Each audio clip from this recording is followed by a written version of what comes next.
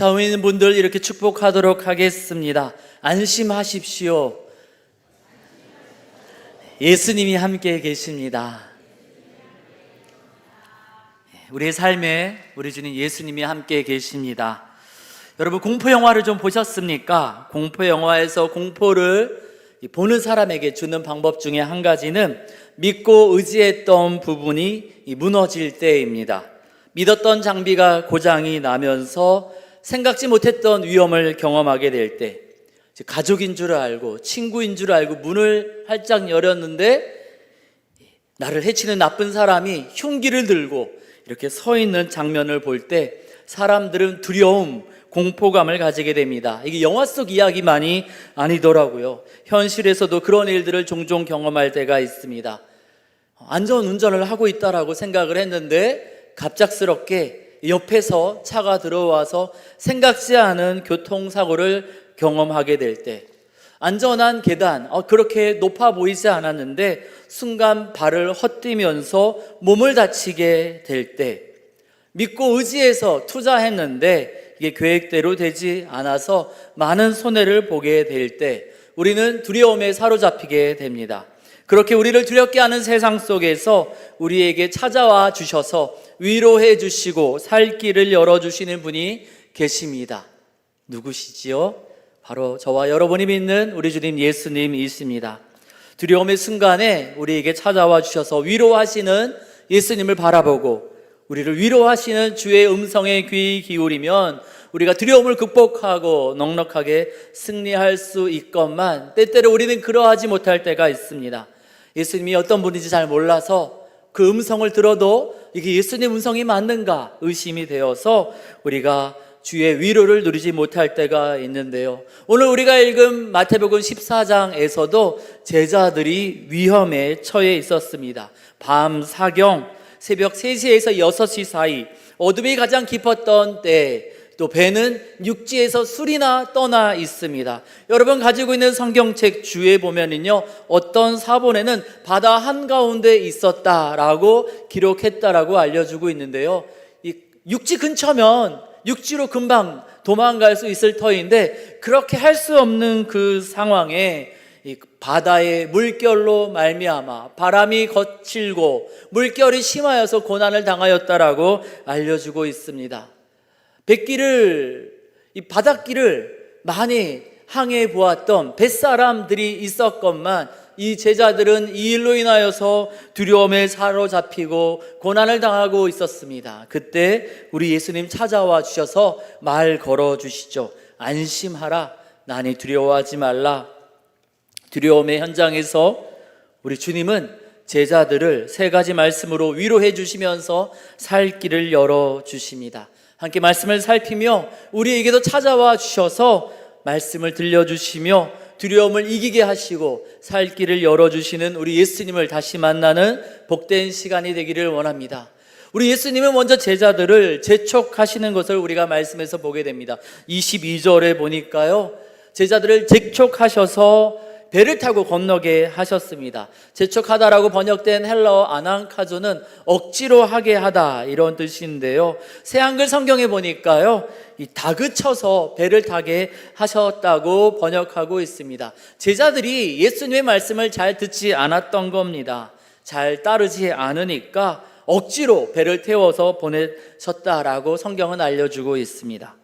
왜 제자들은 예수님의 말씀을 따르지 않았고 예수님은 거절하는 제자들을 왜 재촉해서 또 억지로 배를 태워서 보내셨을까요? 13절에서 21절까지 보면은요, 우리가 잘 알고 있는 오병이어의 기적이 나타납니다. 요한복음에 보면은 이 내용이 소개되어져 있는데요, 이 요한복음 6장에 보니까요, 예수님이 오병이어로 5,000명을 먹이시고 12바구니를 남기시자 사람들이 예수님을 임금으로 삼고자 했다, 그렇게 알려주고 있습니다. 인기가 생기고 사람들이 많이 따르게 되면 무엇이 생길까요? 힘이 생깁니다. 권력이 생기죠. 그러면 예수님이 그토록 원하셨던 하나님 나라를 이루어 가는데 좀 도움이 되지 않겠습니까? 예수님을 따르던 제자들도 조금 더 편안하게 예수님을 섬길 수 있지 않겠습니까? 우리 생각에는 좋아 보이는데 왜 예수님은 그것을 원하시지 않으셨던 것일까요? 특별히 오늘 우리가 읽은 말씀 앞에 보니까요, 14장, 마태복음 14장 앞쪽에 보니까 세례 요한이 헤롯 왕에 의해서 목이 잘려 죽었다는 내용이 나옵니다. 당시에 최고의 영향력이 있었던 선지자였던 세례 요한도 힘이 없으니까 정치 권력에 의해서 죽임을 당했다라는 소식을 들었습니다. 예수님도 들었고 그 제자들도 들었지요. 제자들 입장에서는 우리 예수님이 이러한 인기와 권력을 누리셔야 되는데 만약에 이 자리를 떠나게 되면은 혹시 우리 예수님에게도 세례 요한과 같은 어려움이 찾아오는 것은 아닐까? 우리는 어떻게 될까? 두려워하고 있었습니다. 그런데 오병이어의 기적으로 사람들은 예수님을 왕으로 삼으려 하고 제자들을 예수님이 왕이 되시면 예수님의 제자들은 어떤 사람들이 되겠습니까? 따르던 예수님이 왕이 되면 제자들도 이 권력을 누릴 수 있겠지요. 그런 상황인데 우리 예수님은 이러한 상황을 그대로 누리지 못하게 하시고 제자들을 보내려 하십니다. 34절 말씀 보니까요, 이 제자들이 어디로 보내시려 하셨냐면은 게네사렛 땅으로 보내려 하셨던 것을 알게 됩니다. 여러분 성경 많이 읽으셔서 잘 아시잖아요. 게네사렛 하면은 무엇이 생각납니까? 누가복음 5장에 보니까요, 시몬 베드로가 예수님을 만나서 제자가 되었던 그 장소가 바로 게네사렛입니다. 베드로가 예수님 만나기 전에 자기 성질대로 이렇게 막 살았던 것을 다 알고 있는 사람들이 바로 게네사렛에 살고 있었습니다. 그 동네 가면은 좀 민망하고 부끄럽지 않겠습니까? 자기의 실수, 부족했던 것들을 다 기억하고 있는 그 동네. 그 동네에 가서 우리 예수님 과연 무엇을 하시려고 하셨던 것일까요? 14장 후반부에 보니까요, 게네사렛에 가서 우리 예수님은 왕으로 대접받는 것이 아니라 병자들을 치유하시고자 하셨습니다. 높은 권력을 가지고 안전하게 지내는 것이 아니라 누구든지 와서 옷가에 손을 댈 수 있는 그렇게 낮은 자리로 가시고자 하셨습니다. 여기서 끝나지 않습니다. 15장 말씀 보니까요, 바리새인과 서기관들이 예수님께로 나와서 예수님께 시비를 겁니다. 논쟁을 벌입니다. 비난을 합니다. 논쟁이 심해지면 세례 요한처럼 어쩌면은 안타까운 일을 경험할 수도 있습니다. 제자들은 어린아이들이 아니잖아요. 인생을 살 만큼 살았던 사람들입니다. 아마도 예수님께서 보내시는 장소, 그 게네사렛에서 있게 될 그 모든 것들을 예측했던 것 같습니다. 고생스럽죠. 위험하지요. 지금 오병이어 기적 이후에 분위기도 좋은데 사람들이 예수님을 왕으로 삼으려고 하는데 예수님이 왕이 되시면 우리들도 권력을 누리면서 편안하게 하나님 나라의 일을 감당할 수 있을 터인데 당연히 가라 하시는 게네사렛 안 가고 싶었겠지요.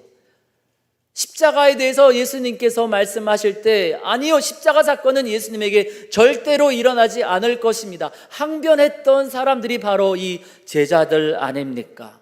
좀 더 편안하게, 좀 더 안전하게 사역할 수 있는데 왜 그러한 곳을 떠나서 불편한 장소로 가야 합니까? 그러한 생각 때문에 예수님의 말씀을 거절했던 것 같습니다. 그런데요, 주님은 그곳을 떠나자 하십니다. 말을 듣지 않으니까 다시 한번 이야기하셔요. 억지로라도 너네 여기를 벗어나야겠다. 여기서 너희를 편안하게, 너희를 대접해주고 너희를 인정해주는 그런 세상적인 안정감을 의지할 것이 아니라 온전히 하나님만 의지할 수 있도록 그 편안한 장소를 떠나게 하십니다. 그리고요, 제자들을 부르신 목적이 무엇입니까? 이 땅에서 평안하게 살기 위함입니까? 아니잖아요. 하나님의 뜻을 이루기 위해서 제자들을 부르시지 않으셨습니까? 물고기를 많이 낚아서 돈 많이 벌게 해줄게 하면서 제자들을 부르지 않으셨어요.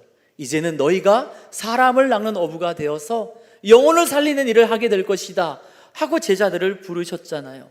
그래서 그 목적을 이루기 위해서 지금도 여전히 몸과 마음이 상해서 예수님의 위로와 치유가 필요한 그 게네사렛에 함께 가자고 제자들을 재촉하셨던 것입니다.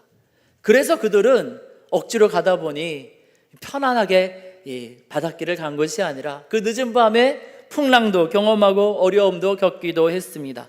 하지만 그곳에 우리 예수님 제자들을 홀로 두지 않으셨습니다. 다시금 찾아가셔서 그들을 만나 주십니다. 그래서 그곳에서 제자들은요, 거친 풍랑을 헤치고 어려움에 처한 제자들을 구하러 걸어오시는, 물 위를 걸어오시는 예수님을 만나게 됩니다. 거기서 끝나지 않아요. 그냥 성질만 부리는 성격 급한 베드로인 줄 알았는데, 그러한 베드로까지도 예수님의 능력을 덧입어서 예수님처럼 물 위를 걷는 모습까지 보게 됩니다. 평안한 곳에서는 절대로 경험할 수 없었던 우리 주님의 도와주심, 돌보심, 사랑과 능력, 그리고 예수님의 사랑과 능력으로 인하여 베드로 같은 사람까지도 물 위를 걷는 그러한 놀라운 능력을 덧입는 것을 경험하게 됩니다. 그 모든 일들 이후에 33절에 이 사람들이 예수님께 절하며 고백하죠. 예수님, 그냥 선생님인 줄 알았는데 정말 하나님의 아들이십니다. 절하며라고 번역된 이 헬라어 프로스키네오는요, 예배하다라는 뜻입니다. 이전에는 그냥 선생님인 줄 알았는데 정말 하나님의 아들이 맞습니다 하며 그들은 참된 예배자가 되었습니다.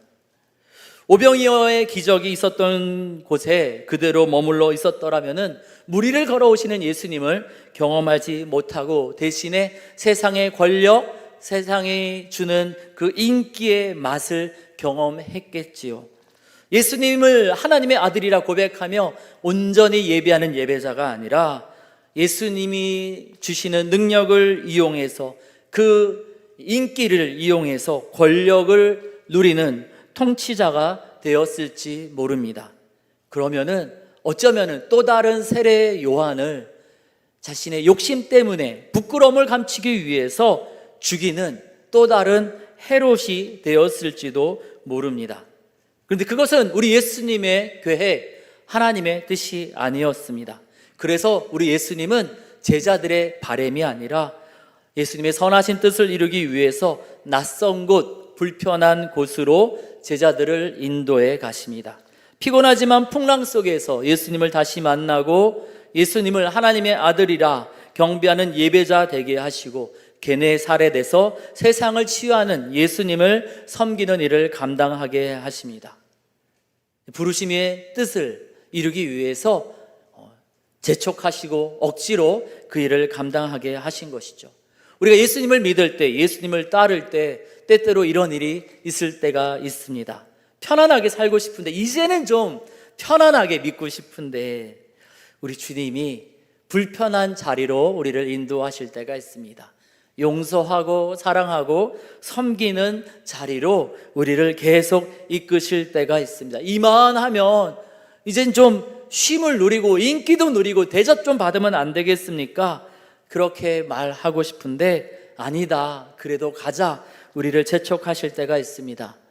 제자들을 부르신 이유도 이 땅에서 평안하게 살기 위해서가 아닌 것처럼 우리도 그리스도인으로 부르신 이유가 예수님 때문에 우리가 이 땅에서 또 평안을 누리고 위로를 누리고 치유와 회복을 누리지만 그것만이 목적이 아니라 우리로 하여금 예수의 사람으로 이 땅을 치유하고 하나님 나라를 증거하는 그러한 하나님의 사람으로 복의 통로로 삼고자 우리를 그리스도인으로 부르셨기에 때때로 우리의 바람과 달리 불편한 자리로 우리를 인도하실 때가 있습니다.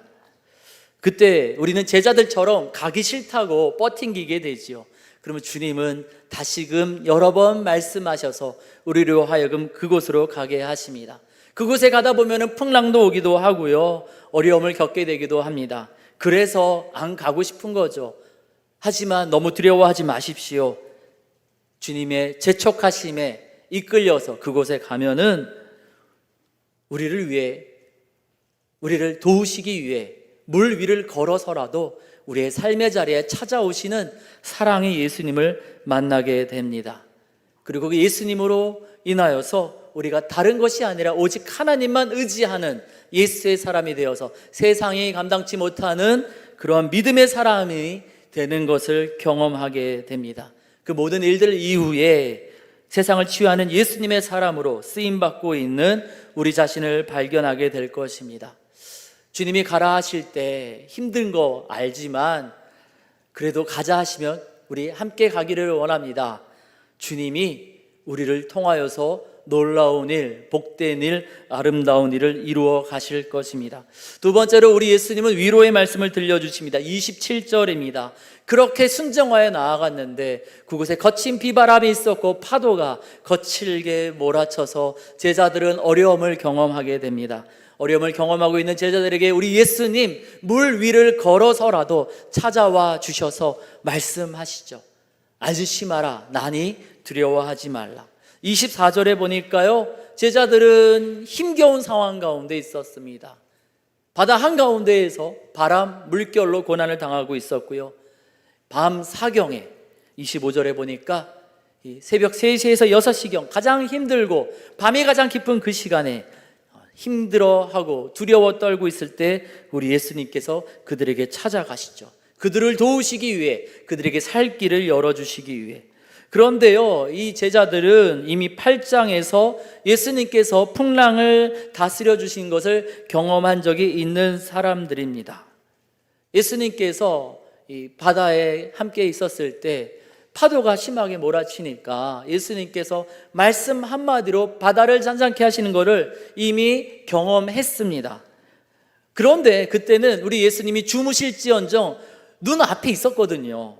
그런데 지금 마태복음 14장에서는 제자들의 눈앞에 예수님이 보이지 않습니다. 23절 말씀 보니까요, 예수님은 제자들을 배 태워 보내시고 제자들이 배 타고 가니까 그때 산으로 올라가셨거든요. 제자들은 육지에서 멀어지면서 산 위로 올라가는 예수님을 보았습니다. 예수님 분명 그 산에 계셨는데 우리의 지금 이 힘든 상황은 좀 아실까? 우리 배에 같이 계셨더라면 저번처럼 바다를 잔잔케 하실 터인데 지금 우리가 이렇게 고통당하는 것도 모르시는 것은 아닐까? 모르시니까 안 도와주시겠지, 이러다가 우리가 죽는 것은 아닐까? 그렇게 제자들은 더 두려워하고 있었습니다. 하지만 우리 예수님 어떤 분입니까? 현장에 계시지 않아도, 우리 눈앞에 보이지 않아도 우리의 모든 상황과 처지를 아시고 도우시는 분이 바로 우리 예수님입니다. 그래서 기도하시다가 제자들이 힘들어하는 것을 알고 그들을 돕기 위해서 무리를 거르사 그들에게 찾아가셨던 것이죠. 그런데 찾아오시는 예수님을 바라보면서도 제자들은 잘 몰랐어요. 우리는 그런 연약한 이 시력을 가진 존재들입니다. 우리는요, 우리 눈에 무언가 보이지 않으면 없다라고 생각할 때가 있어요. 하나님이 눈에 보이게 계시면 의심할 필요가 없겠죠. 그런데 눈에 보이지 않으니까, 또 눈에 보이는 상황들이 하나님이 막 도와주시는 것처럼 뭔가가 이렇게 보여지지 않으니까 생각합니다. 아, 우리 버림받았나 보다, 하나님께 잊혀졌나 보다, 이렇게 생각할 때가 있습니다. 그런데 주님은 그렇지 않다라고 말씀하여 주십니다.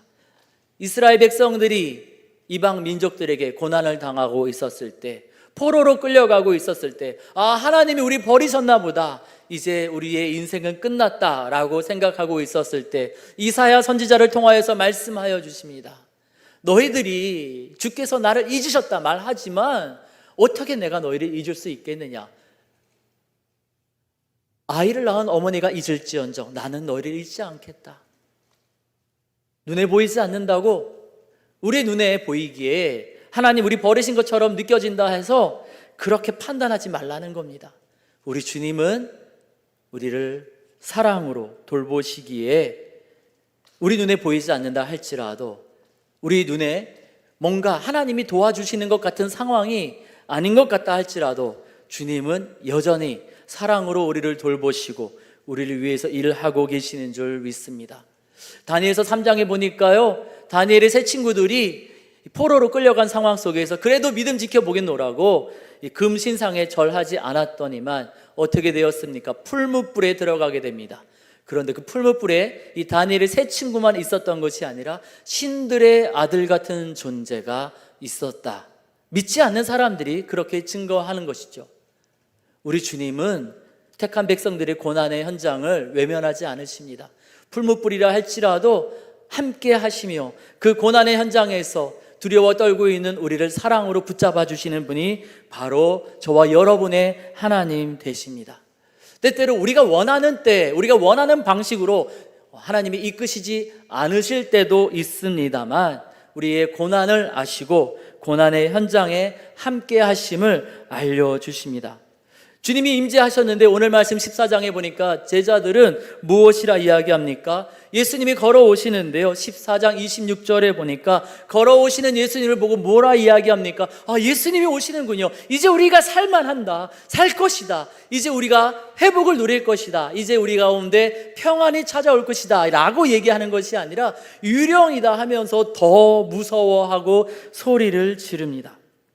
우리는 그런 연약한 시력을 가진 존재들입니다. 그러기에 우리는 눈에 보이는 것이 전부라 생각해서는 안 됩니다. 거친 풍랑으로 시야가 확보되지 않는 상황에서 예수님이 찾아오셨건만 그들은 예수님이신 줄 알지 못했습니다. 그들이 예수님의 함께 하심을 확인할 수 있는 방법은 예수님의 목소리뿐이었습니다. 그래서 주님은 말씀을 들려주시는 거죠. 안심하라, 나니 두려워하지 말라. 이 풍랑 사건을 경험했던 베드로는 베드로전서 1장에서 이러한 이야기를 합니다. 예수를 너희가 보지 못하였으나 사랑하는도다. 이제도 지금도 보지 못하나 믿고 말할 수 없는 영광스러운 즐거움으로 기뻐하니. 예수님을 경험한 사람들도 있지만 경험하지 못했던 이 초대교회 성도들도 있지요. 그런데 어떻게 보지 못한 예수님을 사랑하고 그 예수님으로 기뻐할 수 있겠습니까? 예수님에 대한 이야기를 들었습니다.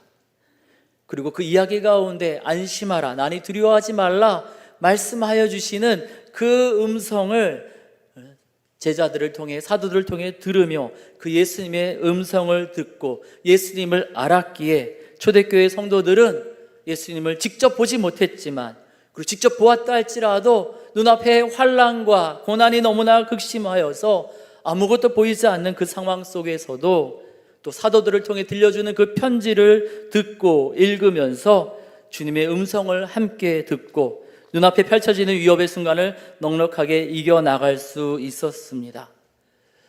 그때 그 제자들처럼, 그때 그 초대교회 성도들처럼 우리네 삶의 자리도 비슷합니다.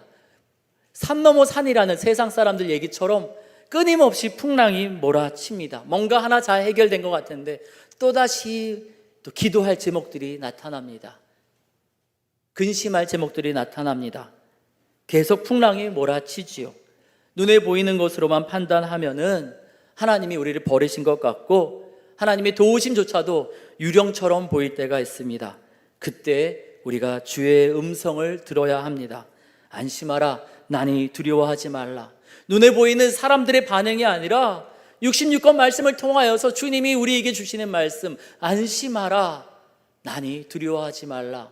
우리가 이 말씀을 듣고 이 말씀을 읽으며 주님의 위로를 누리고 함께 하시는 주님을 힘입어서 이 고난의 자리를 넉넉하게 이겨나가야 될 줄 믿습니다. 우리 눈에 보이는 것 때문에 괜히 주눅들거나 괜히 교만해질 것이 아니라 때마다 시마다 우리 인생에 질병의 풍랑이 몰아치고 우리 인생의 재정의 파도가 몰아치고 우리 자녀를 키우다가 이런저런 기도 제목, 근신 제목들이 쏟아질 때마다 우리가 눈에 보이는 것들로 정신을 잃을 것이 아니라 주의 음성에 귀 기울이면서 함께 하시는 주님으로 인하여서 새 힘을 얻고 넉넉하게 승리해 나아가는 저와 여러분 우리 모두가 되기를 원합니다. 주님이 우리의 삶의 자리에 함께 하여 주십니다. 세 번째로 우리 주님은 제자들을 초대하여 주십니다. 29절에 보니까요, 28절에서 베드로가 주시오든 나로 명하사 걷게 하소서 그렇게 부탁하니까 29절에 우리 주님 뭐라 하십니까? 안 돼, 이거는 나만 할 수 있는 거야. 너네는 할 수가 없어. 생각을 좀 해보렴. 너네 상황, 환경, 너의 신앙의 연륜 너가 경험했던 걸 생각해보렴. 너는 할 수 없어 라고 말씀하시지 않으셨습니다. 주님이시라면 나로 걷게 하소서. 베드로의 간구 가운데 우리 예수님은 오라 말씀하십니다. 너의 능력, 너의 경험, 너가 가지고 있는 재정적인 상황, 너가 가지고 있는 인맥, 학력, 이게 아니라 우리 예수님 오라 말씀하시고 믿음으로 순종하면은 우리도 예수님이 하셨던 그 일을 넉넉하게 할 수 있게 되는 것인 줄 믿습니다. 오라 하시니 베드로가 그 말 듣고 아우 안 될 것 같은데요 하지 않잖아요. 배에서 내려서 걷습니다. 그래서 예수님께로 나아가게 됩니다. 좀 열심히 있는 사람이 하는 정도가 아니라 예수님이 하셨던 것을 하는 겁니다. 믿음의 도전은 예수님께로 나아가는 것입니다. 예수님이 오라 하시죠. 그냥 그래 무리를 걸으라 하시지 않으세요. 나에게로 오라 하십니다. 예수님의 초대에 응답하여 나아갔더니 베드로도 무리를 걸을 수 있게 되었습니다. 우리 예수님은요, 너네는 할 수 없어. 원래 할 수 없는 거야. 기대하지 마. 소망을 품지 마. 그냥 그렇게 살아. 라고 말씀하신 적이 단 한 번도 없습니다. 우리 예수님은 예수님의 제자들이 예수님처럼 살기를 원하셨습니다. 그래서 초대교회 성도들은 예수님처럼 살고자 애썼고 그 시대 사람들은 초대교회 성도들을 통하여서 예수님의 모습을 발견할 수 있었습니다.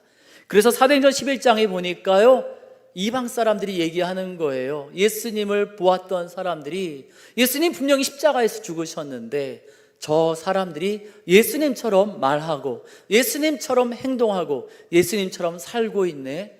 예수님이 생각나는 사람이다 해서 그들을 메시아가 생각나는 사람, 메시아께 속한 사람, 그리스도가 생각나는 사람, 그리스도께 속한 사람이라 해서 그리스도인이라 불렀다라고 기록하고 있습니다. 주님은 그것을 원하셨어요. 예수님처럼 말하고 예수님처럼 행동하기를 원하셨습니다.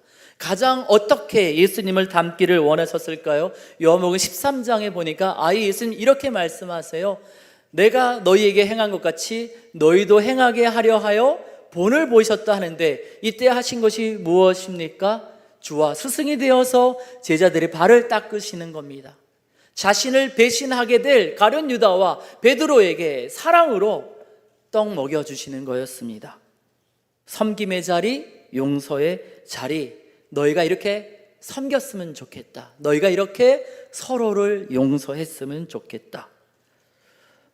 주님이 함께 하자 초대하시는 자리는요, 베드로처럼 무리를 걷는 것도 있을 수 있겠습니다만, 아니 이것만큼은 꼭 했으면 좋겠다 하면서 저와 여러분에게 초대하시는 그러한 삶의 자리는 용서와 섬김의 자리입니다.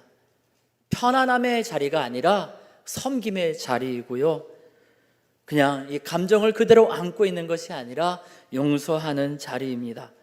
그렇게 우리가 주님을 본받기를, 그렇게 주님의 말과 행동을 하기를 주님은 원하십니다.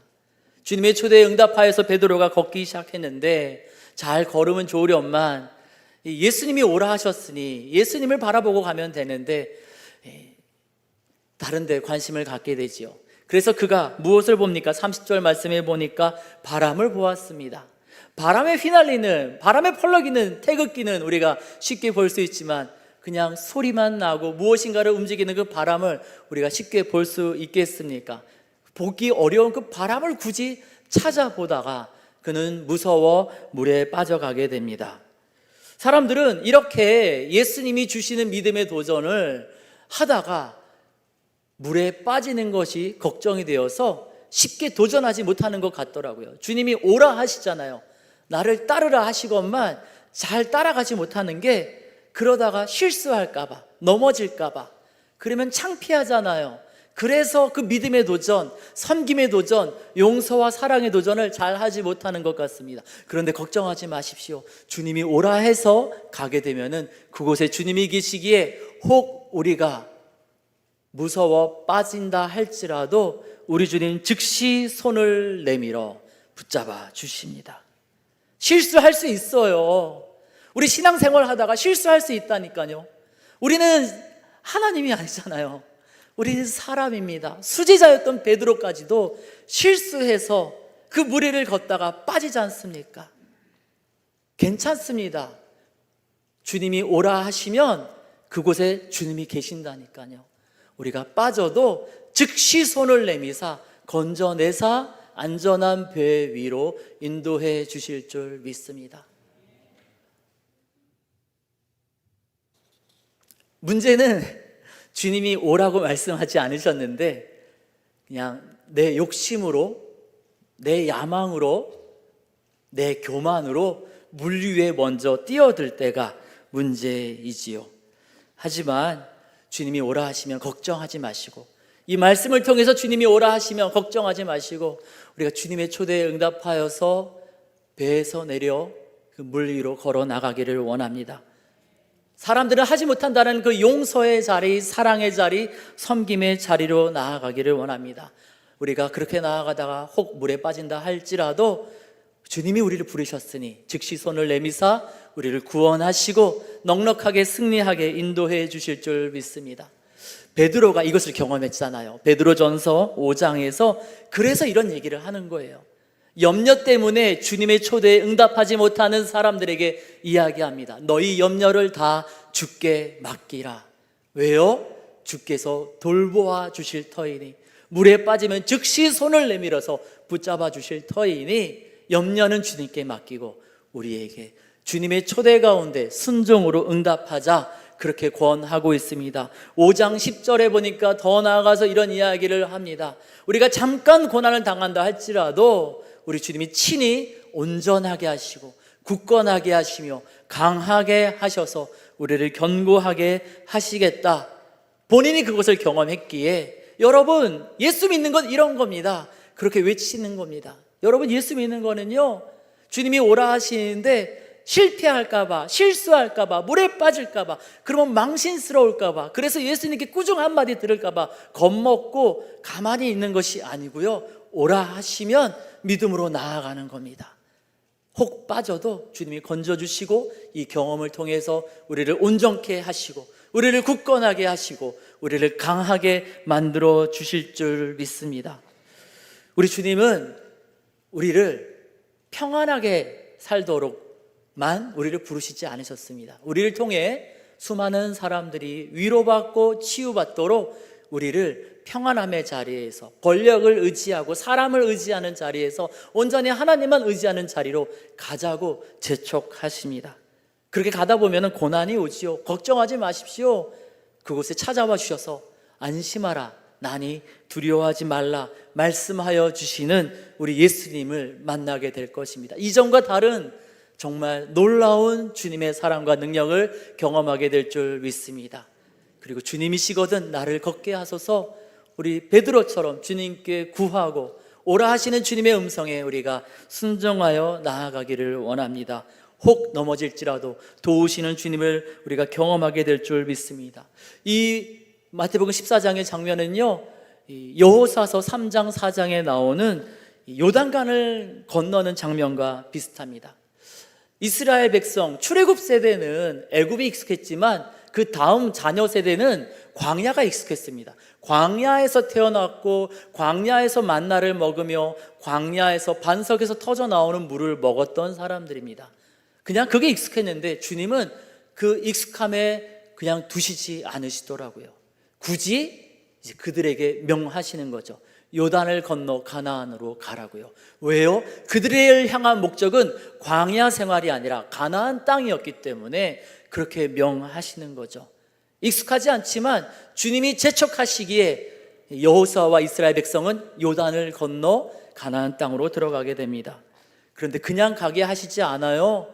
주님이 함께 하시겠다라고 약속하시고 함께 하여 주십니다. 그리고 주님은 물 위를 걸으신 예수님처럼, 베드로가 물 위를 걷게 하셨던 것처럼, 모세가 홍해를 마른 땅으로 건너게 하셨던 것처럼 여호수아와 그 자녀 세대 이스라엘 백성이 요단강을 마른 땅으로 건너가게 하십니다. 주의 능력을 경험하게 하시는 거죠. 여호수아로 하여금 요단강을 건너가게 하셨던 그 주님이 바로 저와 여러분의 하나님 되십니다. 그 주님이 베드로로 하여금 무리를 걷게 하셨고, 그리고 이 말씀 통하여서 저와 여러분에게도 다시 한번 믿음으로 나아가자 초대하고 계십니다.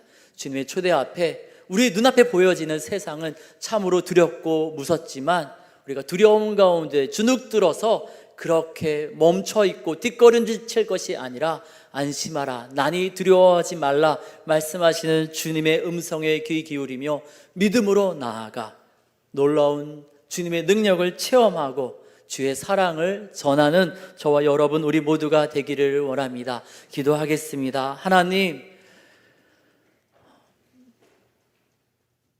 약속하신, 계획하신 가나안 땅을 주시고자 여호수아와 이스라엘 백성으로 하여금 광야에 머물러 있지 않게 하시고 요단을 건너 가나안 땅으로 들어가게 하셨던 것처럼 오병이의 기적으로 평안함에 머물러 있지 않게 하시고 주님이 계획하신 그 뜻을 이루게 하시고자 제자들을 재촉하사 배를 타고 게네사렛으로 가게 하셨던 것을 보게 하여 주시니 감사합니다. 우리를 향한 하나님의 선하신 뜻이 있는 줄 믿습니다. 주께서 부르실 때, 우리를 재촉하실 때 힘들다고 무섭다고 우리가 멈춰 있지 않게 하여 주시옵소서. 힘들다 할지라도, 비바람이 몰아친다 할지라도 그 현장에 우리 주님이 계실 것을 기대함으로 그곳에서 난이 두려워하지 말라 말씀하여 주시며 우리를 무리로 걷게 하시는 그 주님을 기대함으로 믿음으로 나아가 주님의 위로를 경험하고 주님의 무리를 걷게 하시는 능력을 경험하며 세상에 감당할 수 없는 믿음의 사람으로 나아가도록 주님 우리와 함께 하여 주시옵소서. 주께서 행하실 일들을 기대하고 감사드리며 우리 주님 예수님의 이름으로 기도드립니다. 아멘.